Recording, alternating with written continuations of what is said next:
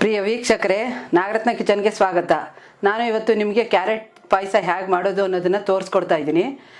ಮೊದಲಿಗೆ ನಾನು ಹಸಿಕಾಯಿ ತೊಗೊಂಡು ಅದರಲ್ಲಿ ಹಾಲು ತೊಗೋತಾ ಇದ್ದೀನಿ.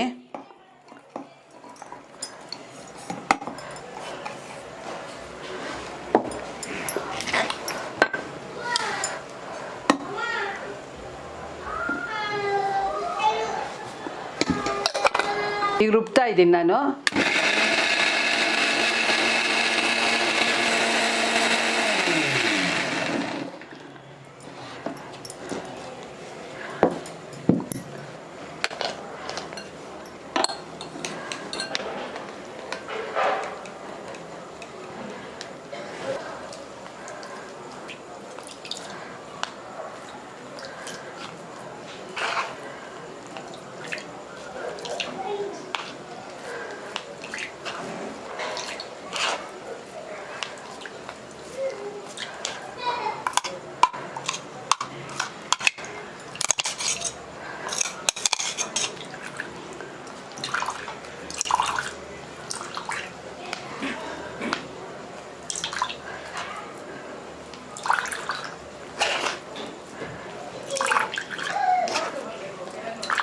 ಈಗ ಇದನ್ನು ಇನ್ನೊಂದು ಸಾರಿ ರುಬ್ಕೊಳ್ಳೋಣ.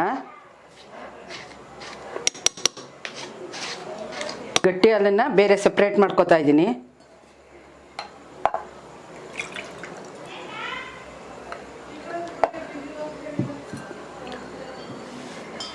ಈಗ ಪುನಃ ನೀರು ಹಾಕ್ಕೊಂಡು ರುಬ್ಕೊತಾ ಇದ್ದೀನಿ.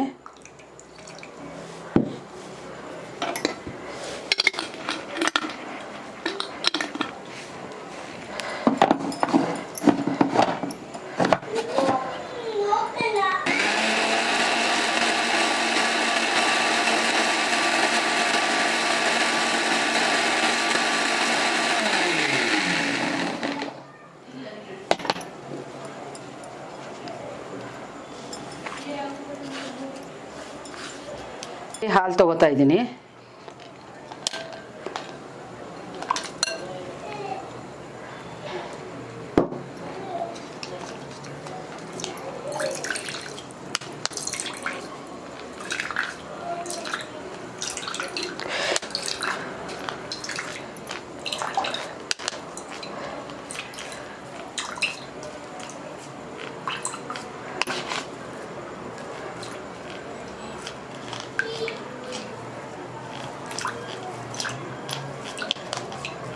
ನಾನು ಇದನ್ನು ಸಣ್ಣ ಪೀಸ್ ಮಾಡಿಕೊಂಡು ಕುಕ್ಕರಲ್ಲಿ ಹಾಕಿ ಒಂದು ವಿಷಲ್ ಕೂಗಿಸ್ಕೊಂಡಿದ್ದೀನಿ.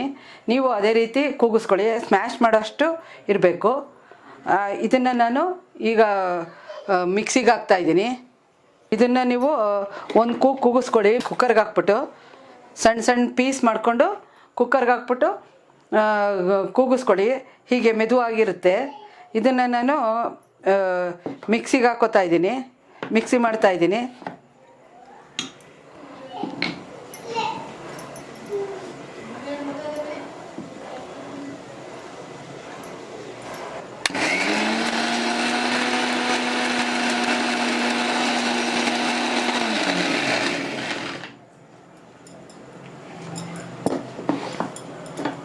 ನೋಡಿ, ಈ ರೀತಿ ಇರಬೇಕು.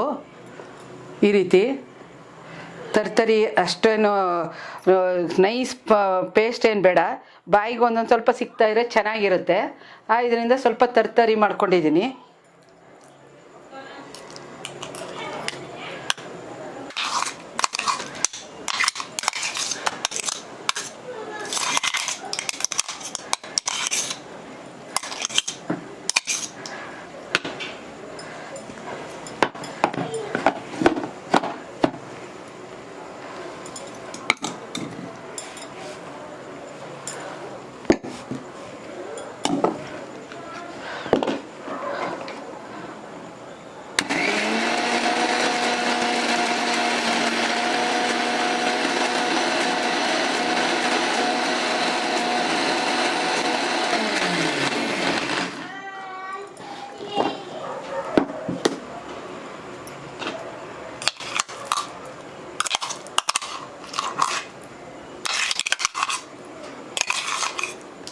ನೋಡಿ ಈ ರೀತಿ ರುಬ್ಬಿದ ಮೇಲೆ ಈ ರೀತಿ ಆಗಿದೆ. ಈಗ ನಾನು ಪಾಯಸ ಮಾಡೋದು ಹೇಗೆ ಅನ್ನೋದನ್ನು ತೋರಿಸ್ಕೊಡ್ತಾ ಇದ್ದೀನಿ.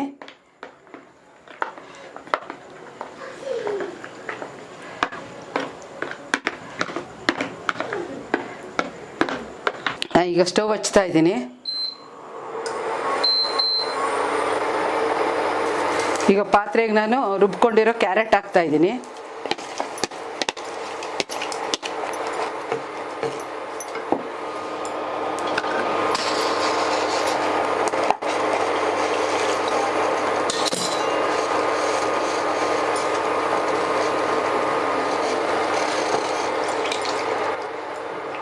ನಿಮಗೆ ಗಟ್ಟಿಗೆ ಬೇಕು ಅಂದರೆ ಗಟ್ಟಿಗೆ ಮಾಡ್ಕೋಬೋದು, ತೆಳುಗೆ ಬೇಕು ಅಂತಂದರೆ ತೆಳುಗೆ ಮಾಡ್ಕೋಬೋದು. ನಾನು ಇನ್ನು ಸ್ವಲ್ಪ ನೀರು ಹಾಕ್ತಾ ಇದ್ದೀನಿ. ಈಗ ಕೈ ಆಡಿಸ್ತಾ ಇದ್ದೀನಿ.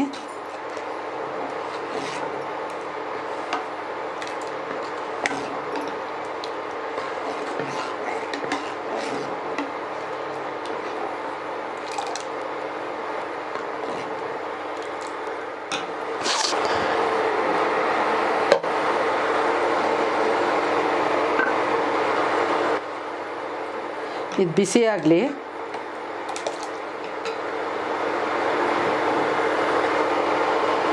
ಮಕ್ಕಳುಗಳು ಕ್ಯಾರೆಟ್ ತಿನ್ನೋಕ್ಕೆ ಇಷ್ಟಪಡಲ್ಲ ಅಲ್ವಾ ಕೆಲವು ಮಕ್ಕಳುಗಳು. ಆಗ ಇದನ್ನು ಪಾಯಸ ಮಾಡಿ ಕುಡಿಸಿದ್ರೆ ಖುಷಿಯಾಗಿ ಕುಡಿತ್ವೆ. ಹೇಗಿದ್ರು ಮಕ್ಕಳುಗಳಿಗೆ ಸಿಹಿ ಕಂಡ್ರೆ ಇಷ್ಟ ಅಲ್ವಾ. ನಾನು ಇದಕ್ಕೆ ಸಕ್ಕರೆ ಹಾಕ್ತಾಯಿಲ್ಲ, ಸಕ್ಕರೆ ನಾವು ಹೆಚ್ಚಿಗೆ ಉಪಯೋಗಿಸಲ್ಲ ಇದು ಪಾಯಸಕ್ಕೆ. ಇದಕ್ಕೆಲ್ಲ ಬೆಲ್ಲ ಹಾಕ್ತಾಯಿದ್ದೀನಿ, ಏಕೆಂದರೆ ಆರೋಗ್ಯಕ್ಕೆ ಒಳ್ಳೆಯದು. ಬೆಲ್ಲ ಹಾಕೋದ್ರಿಂದ ಐರನ್ ಕಂಟೆಂಟ್ಸ್ ಸೇರುತ್ತೆ, ಮೂಳೆಗಳು ಗಟ್ಟಿಯಾಗಿರುತ್ತೆ. ಕ್ಯಾಲ್ಶಿಯಮು ಇದು ಎಲ್ಲ ಮೂಳೆಗೆ ಬೇಕು.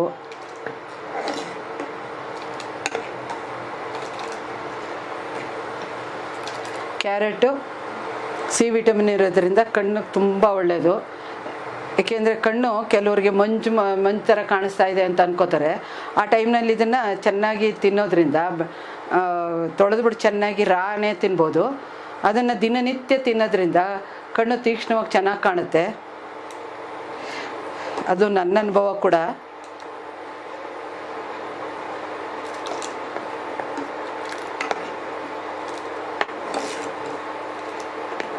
ಇಲ್ಲ ಅಂತಂದರೆ ಬೆಳಗ್ಗೆ ಹೊತ್ತು ಅದನ್ನು ಕೆಲವರು ತಿನ್ನೋಕೆ ಆಗಲ್ಲಪ್ಪ ಅಂತನ್ನೋರು ಅದನ್ನು ತುರಿದುಬಿಟ್ಟು ಜ್ಯೂಸ್ ಮಾಡ್ಕೊಂಡು ಕುಡೀರಿ ಪ್ರತಿನಿತ್ಯ.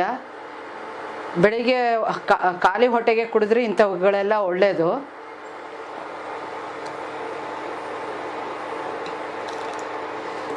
ನೋಡಿ ಈಗ ಕುದಿ ಬರ್ತಾ ಇದೆ.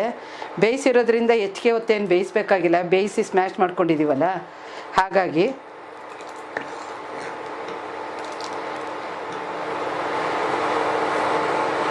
ಈಗ ನೋಡಿ ಮೊದಲು ತೊಗೊಂಡಿರೋ ಗಟ್ಟಿ ಹಾಲನ್ನ ಸಪ್ರೇಟ್ ಇಟ್ಟಿದ್ದೀನಿ.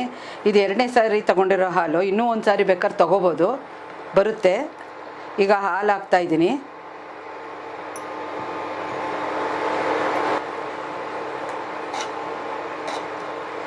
ನೋಡಿ ಕಲರ್ ಏನು ಚೆನ್ನಾಗಿ ಕಾಣಿಸ್ತಾ ಇದೆ. ಈಗ ಯಾವ ಕಲರು ಆ್ಯಡ್ ಮಾಡಬೇಕಾಗಿಲ್ಲ ಈ ಪಾಯಸಕ್ಕೆ.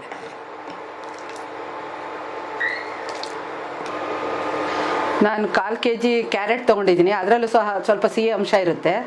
ಇದರಿಂದ ಬೆಲ್ಲ ಕಮ್ಮಿನೇ ಹಾಕ್ಬೋದು. ಒಂದು 150 ಗ್ರಾಮ್ ಬೆಲ್ಲ ಹಾಕಿದ್ರೆ ಸಾಕು.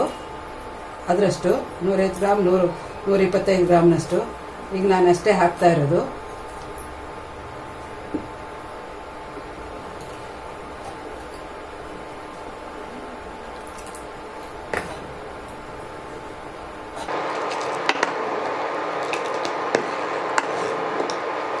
ನೋಡಿ ಕಲರ್ ಏನು ಸೂಪರ್ ಆಗಿದೆ. ಹಾಗೆ ತುಂಬ ಟೇಸ್ಟಿಯಾಗೂ ಇರುತ್ತೆ ಇದು ಪಾಯಸ.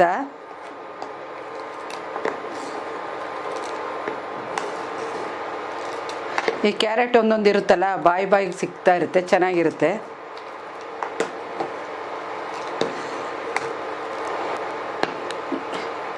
ಇನ್ನು ಸ್ವಲ್ಪ ನಮಗೆ ಗಟ್ಟಿಯಾಗಿದೆ, ಇನ್ನು ಸ್ವಲ್ಪ ತೆಳುಬೇಕು ಅಂತಂದರೆ ಸ್ವಲ್ಪ ನೀರು ಹಾಕೋಬೋದು.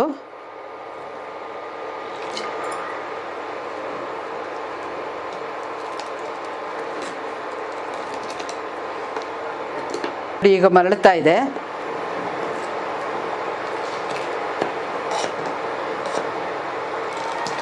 ಚೆನ್ನಾಗಿ ಕುದೀಲಿ.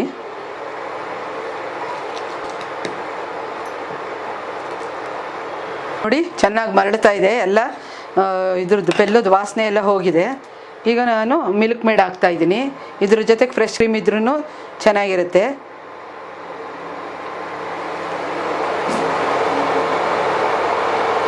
ಈಗ ಇದಾಗಿದೆ, ನಾನು ಕೆಳಗಡೆ ಇಳಿಸ್ತಾ ಇದ್ದೀನಿ. ಅದಕ್ಕೆ ಮುಂಚೆ ನಾನು ಏಲಕ್ಕಿ ಪುಡಿ, ಏಲಕ್ಕಿ, ಜಾಯ್ಕಾಯಿ, ಒಣಶುಂಠಿ ಮತ್ತು ಒಂದು ಸ್ವಲ್ಪ ಪಚ್ಚ ಕರ್ಪೂರ ಎಲ್ಲ ಹಾಕಿ ಪುಡಿ ಮಾಡ್ಕೊಂಡಿದ್ದೀನಿ. ಅದನ್ನು ಇದಕ್ಕೆ ಆ್ಯಡ್ ಹಾಕ್ತಾಯಿದ್ದೀನಿ.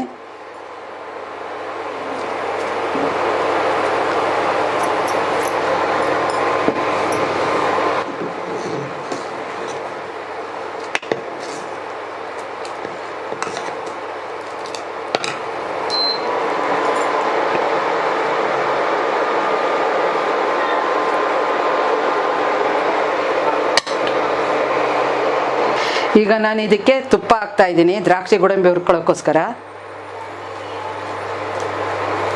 ಈಗ ಇದ್ರ ತುಪ್ಪನೇ ಅದಕ್ಕೆ ಆ್ಯಡ್ ಮಾಡೋಣ. ಸ್ವಲ್ಪ ತುಪ್ಪ ಜಾಸ್ತಿ ಹಾಕ್ತಾಯಿದ್ದೀನಿ, ಯಾಕೆಂದರೆ ಪಾಯಸಕ್ಕೆ ಹಾಕಿಲ್ವಲ್ಲ, ಈಗ ಹಾಕೋಣ.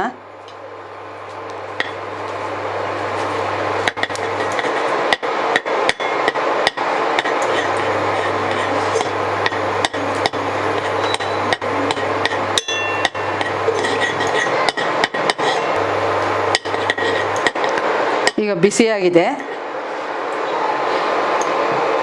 ಮೊದಲಿಗೆ ನಾನು ದ್ರಾಕ್ಷಿ ಹಾಕ್ತಾಯಿದ್ದೀನಿ.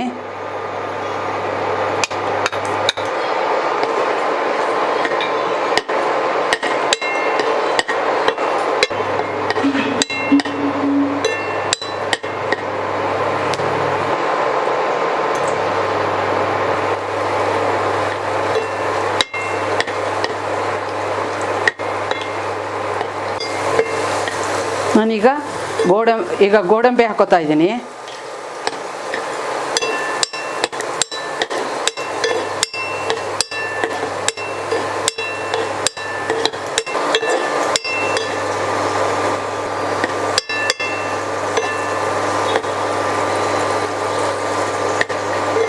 ಈಗ ದ್ರಾಕ್ಷಿ ಗೋಡಂಬಿ ಹುರಿದಾಗಿದೆ. ಈಗ ಸ್ಟವ್ ಆಫ್ ಮಾಡ್ತಾ ಇದ್ದೀನಿ. ಈಗ ಇದನ್ನು ಪಾಯಸಕ್ಕೆ ಆ್ಯಡ್ ಮಾಡ್ತಾ ಇದ್ದೀನಿ.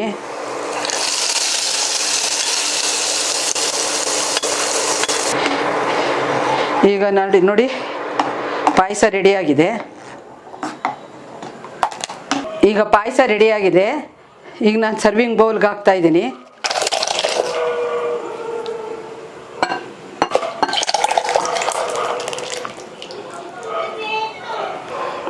ಈಗ ನೋಡಿ ಪಾಯಸ ರೆಡಿಯಾಗಿದೆ, ಸರ್ವಿಂಗ್ ಬೌಲ್ಗೆ ಹಾಕಿದ್ದೀನಿ. ನಾನು ಮಾಡೋ ರೀತಿಯೇ ನೀವು ಮನೆಯಲ್ಲಿ ಮಾಡಿ ನೋಡಿ, ಹೇಗಿದೆ ಎಂದು ಕಮೆಂಟ್ ಮೂಲಕ ಮಾಡಿ ತಿಳಿಸಿ. ಹಾಗೆ ನೀವು ನಾಗರತ್ನ ಕಿಚನ್ಗೆ ಸಬ್ಸ್ಕ್ರೈಬರ್ ಆಗಿರೋದಿದ್ದಲ್ಲಿ ಸಬ್ಸ್ಕ್ರೈಬರ್ ಆಗಿ, ಹಾಗೆ ಪಕ್ಕದಲ್ಲೇ ಬರುವ ಬೆಲ್ ಐಕಾನನ್ನು ಸಹ ಒತ್ತಿ, ಯಾಕೆಂದರೆ ನಾನು ಮಾಡುವ ಹೊಸ ಅಡುಗೆ ನಿಮ್ಮನ್ನು ತಲುಪುತ್ತದೆ. ನಾನು ಮುಂದಿನ ಹೊಸ ಅಡುಗೆಯೊಂದಿಗೆ ನಿಮ್ಮನ್ನು ನಾನು ಭೇಟಿಯಾಗುತ್ತೇನೆ. ನಮಸ್ಕಾರ.